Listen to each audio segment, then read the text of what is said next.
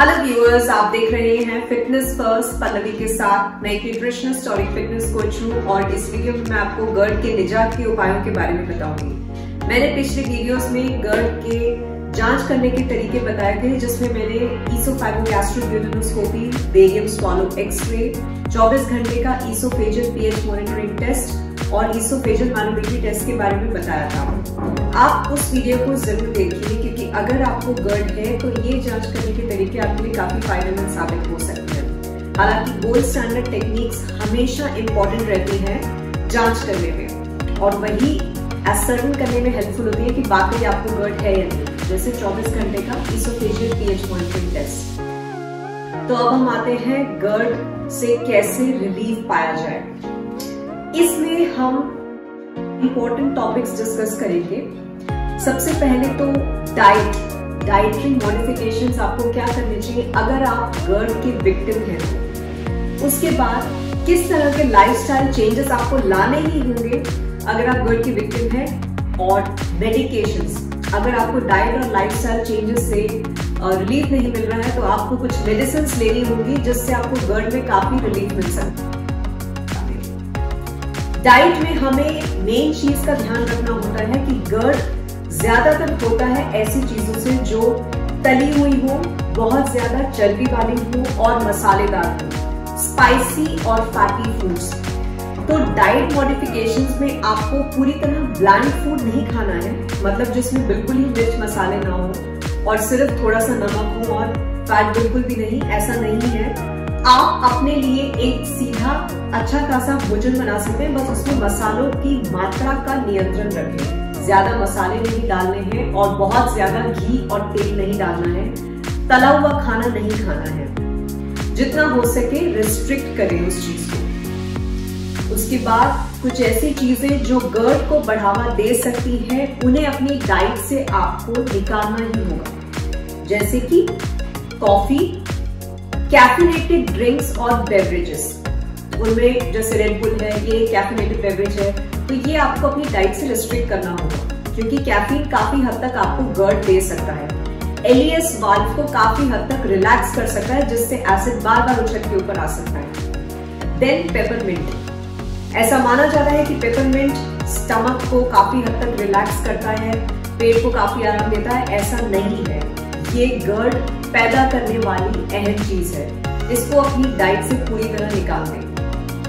उसके बाद चॉकलेट, मीठी चीजें, ये सब आपको रेस्ट्रिक्ट करनी होगी। चॉकलेट तो उसमें कैफीन भी है, कोकोआ भी है, फैट भी है और कुछ प्रिजर्वेटिव्स भी हैं, तो ये सब GERD को बढ़ावा देते हैं। उसके अलावा कुछ कच्ची सब्जियां, देन लहसुन, प्याज, मिर्चे और कच्चा दूध, ये सारी चीजें GERD को बढ़ावा देती हैं।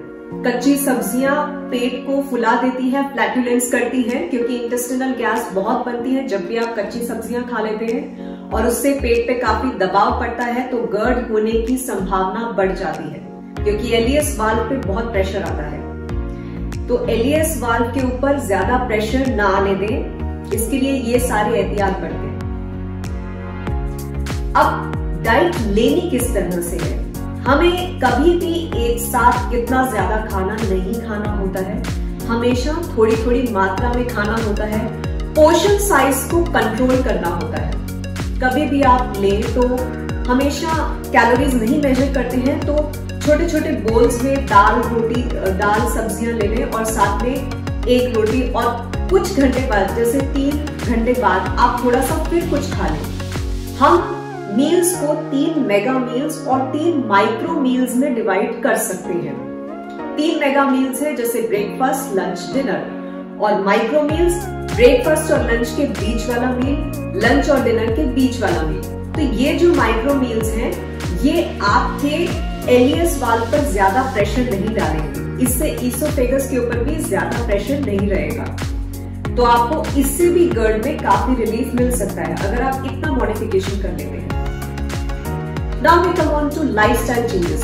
अपनी जीवन शैली में किस तरह का बदलाव ला सकते हैं GERD से निजात पाने के लिए। सबसे पहले तो वजन घटाने पर ध्यान दें। अगर आपका वजन आपके हाइट के मुताबिक, आपकी एज के मुताबिक ज्यादा है तो उस पे फोकस करें, वजन घटाने पे ध्यान दें, कुछ एक्सरसाइज, कुछ फिटनेस रेजिमेंट्स पे ध्यान दें।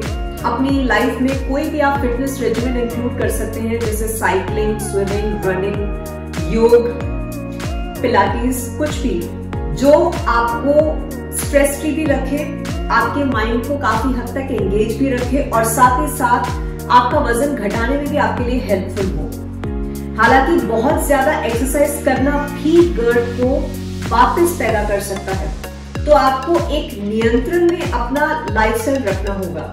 एक्सरसाइज एक डिसेंट अमाउंट में हमें जरूर करनी है, ना बहुत ज्यादा ना बहुत कम। एटलीस्ट हाफ एन आवर से 45 मिनट्स तक एक गुड अमाउंट ऑफ एक्सरसाइज जो आपको अच्छी तरह थका दे, वो आपके लिए बहुत जरूरी है और गर्ड से निजात पाने के लिए भी, अगर आपका वजन ज्यादा है तो। देन आप सोते वक्त कभी भी पूरी तरह फ्लैट ना सोए, हमेशा अपना सिर और कंधे वाला हिस्सा एलिवेटेड रखें, कम से कम 5 से 7 इंच उसे एलिवेटेड रखें। कोई भी वेज या ब्रिक आप अपने सिर के नीचे रख सकते हैं, जितने हो सके उतने पिलोज आप रख सकते हैं, ताकि आपका जो ऊपरी हिस्सा है वो एलिवेटेड रहे, आपके बिस्तर के लेवल से कुछ सेंटीमीटर्स ऊपर रहे। इससे बार बार एसिड उछल के ऊपर नहीं आएगा, ग्रेविटी काम करती है इस केस में, तो इससे भी आपको काफी हद तक रिलीफ मिलेगा।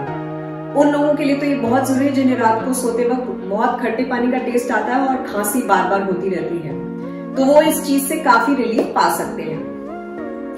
और मेंटल स्ट्रेस कम करने पे सबसे ज्यादा ध्यान दें। मेडिटेशन, कोई भी रिक्रिएशनल एक्टिविटी जो आपके मन को शांत रखती है, उसको अपनी लाइफ में इंक्लूड करने की कोशिश करें। ये सब आपके लिए हेल्पफुल होंगी गर्ड से निजात पाने के लिए। कुछ ऐसे लोग हैं जो डाइटरी मॉडिफिकेशंस यानी अपनी जीवन शैली में बदलाव, लाइफस्टाइल में बदलाव लाने के बावजूद भी रिलीफ नहीं पा पाते हैं। हो सकता है वो या तो ग्लूटेन इंटॉलरेंट हो, मतलब उनको गेहूं, जौ, राई में पाए जाने वाला पदार्थ ग्लूटेन, उससे प्रॉब्लम हो। अब उस केस में हमें उनकी लाइफ से, उनके डाइट से या तो ग्लूटेन पूरी तरह से हटाना होगा, या फिर उन्हें कुछ मेडिकेशंस पे रखना होगा, कुछ ऐसी मेडिसिन जो उनको गर्ड से निजात पाने में हेल्प कर सकती है। तो डॉक्टर्स कुछ ऐसी मेडिसिन प्रेस्क्राइब करते हैं जो गर्ड के पेशेंट्स के लिए काफी हेल्पफुल है। अब ये है 3 कैटेगरीज में। फर्स्ट है H2 antagonist, histamine type 2 receptor blockers. कुछ ऐसी दवाइयां होती हैं जो हमारे पेट में पाए जाने वाली हिस्टामिन रिसेप्टर्स को ब्लॉक करती हैं।